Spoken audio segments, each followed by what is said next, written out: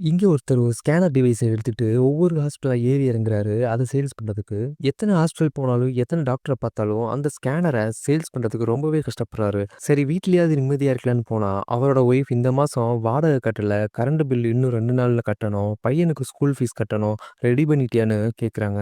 இவரால எப்படி பதில் சொல்ல முடியும்? இதனாலேயே தினமும் அவங்க 2 பேருக்கும் இடையில பெரிய சண்டையே நடந்துட்டுருக்கும். நிம்மதி இல்லாமயே இவரோட லைஃப் போயிட்டுருக்கும். அப்படி இருக்கையில ஒரு நாள் இவரோட ஃப்ரெண்ட் ஒருத்தர பார்ப்பாரு. அவரும் ரொம்ப லக்ஸூரியஸ் லைஃப் வாழ்ந்துட்டு இருப்பாரு. நல்ல காரு, வீடுன்னு.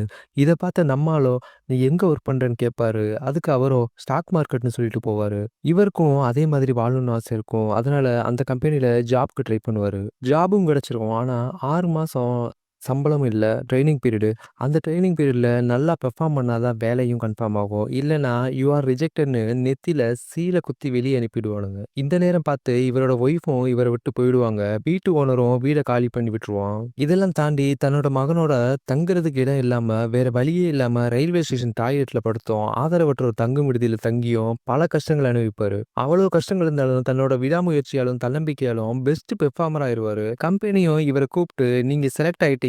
நாளைக்கு தான் உங்களுடைய ஃபர்ஸ்ட் டேன்னு" சொல்லுவாங்க.